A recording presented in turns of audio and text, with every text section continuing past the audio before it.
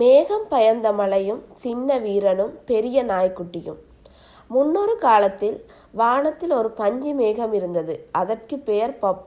பப் மிகவும் மென்மையானவன். குழந்தைகள் அவனை பார்த்து ஐஸ்கிரீம் மேகம் என்று கையசைக்கும். ஆனால் பப்புக்கு ஒரு பெரிய பயம், இடி முழக்கம், மழையும். ஐயையோ, மழை வந்தால் நான் உருகி போய் விடுவேனோ என்று பப் நடுங்குவான். ஒரு நாள் வானத்தில் கருமேகங்கள் கூடின. இடி கடகடகட என்று, மின்னல் விடீர் என்றது. பப் பயந்து போய் ஐயையோ அம்மா என்று கீழே இறங்கி ஓட ஆரம்பித்தான். அவன் ஓடி ஓடி ஒரு புல்வெளிக்கு வந்தான். அங்கு தரையில் படுத்து நான் இனிமேல் மேகம் இல்லை என்று தன்னை பனியாக மாற்றிக்கொண்டான்.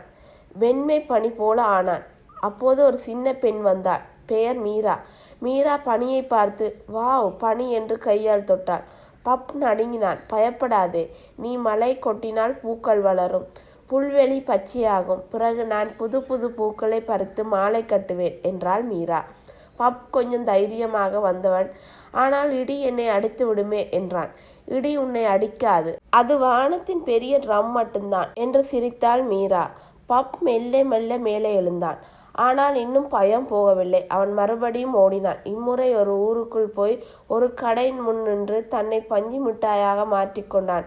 பிங்க் நிற பஞ்சு மிட்டாய். கடைக்கார அங்கிள் அவனை எடுத்து இன்றைக்கு பஞ்சு மிட்டாய் இலவசம் என்று குழந்தைகளுக்கு கொடுக்க ஆரம்பித்தார். பப் அலறினான். ஐயோ, என்னை சாப்பிடாதீர்கள். அங்கு ஒரு சின்ன வீரன் வந்தான். உயரம் ரொம்ப குறைவு, ஆனால் தைரியம் மலை போல. அவன் தலைமேல் இரும்பு தொப்பி, கையில் மரக்கட்டையால் ஆன வாள். பெயர் அர்ஜுன், சின்னஞ்சிறு அர்ஜுன். ஏய் பஞ்சு மிட்டாய், நீ மேகம் தானே, ஏன் இப்படி ஒளிந்து கொண்டிருக்கிறாய் என்று கேட்டான். நான் மழை பெய்ய பயப்படுகிறேன், இடி மின்னல். சின்ன அர்ஜுன் சிரித்தான். நானும் முன்பு பயந்தேன், ஆனால் எனக்கு ஒரு பெரிய நண்பன் இருக்கிறான். அவனை பார், அங்கு பொம் என்று பெரிய பாத சத்தம். ஒரு ராட்சத நாய்க்குட்டி வந்தது. உயரம் யானை அளவு, ஆனால் கண்கள் குட்டி நாய்க்குட்டி போல ஜொலி ஜொலித்தது. பெயர் பூச்சி. பூச்சி வாழை ஆட்டி வவ் வவ் என்றது. பப் பயந்து நடுங்கினான். சின்ன அர்ஜுன் பூச்சி மலையை ரொம்ப பிடிக்கும். மழை வந்தால் அவன் பெரிய பெரிய புதர்களில் குதித்து விளையாடுவான். நீ மழை கொட்டு, நாங்கள் எல்லோரும் சந்தோஷப்படுவோம். பப் கொஞ்சம் யோசித்தான். உண்மையாகவா?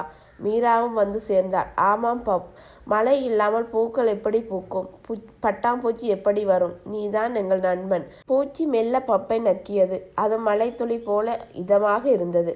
பப் தைரியமாக வந்தவனாக வானத்தில் ஏறினான். முதலில் ஒரு சின்ன துளி, பிறகு இன்னொரு துளி, பிறகு ஜில் ஜில் ஜில் என்று பெரிய மழை. இடி முழங்கியது. ஆனால் இப்போது அது ட்ரம் அடிப்பது போல இசை போல தோன்றியது. பூச்சி பெரிய புதரில் பிளாஸ்டிக் என்று குதித்து சின்ன அர்ஜுன் தன் தொப்பியை தூக்கி போட்டு நடனமாடினான். மீரா ரெஜின் கோட்டை போட்டுக்கொண்டு புதிரில் குதித்து சிரித்தாள். பப் வானத்தில் புன்னகைத்தான். மழை என்பது பயங்கரமானது இல்லை, அது சந்தோஷத்தின் துணிகள்.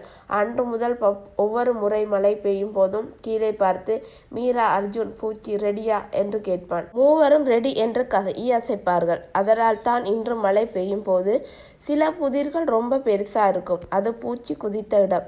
சில இடங்களில் வானவில் தெரியும். அது பப் சிரித்து சிரித்த வர்ணம் தெரித்த இடம். மழை பெய்யும் போதெல்லாம் பயப்படாதீர்கள். யாரோ ஒரு பஞ்சு மேகம் உங்களுக்காக சந்தோஷமாக அழுகின்றான்.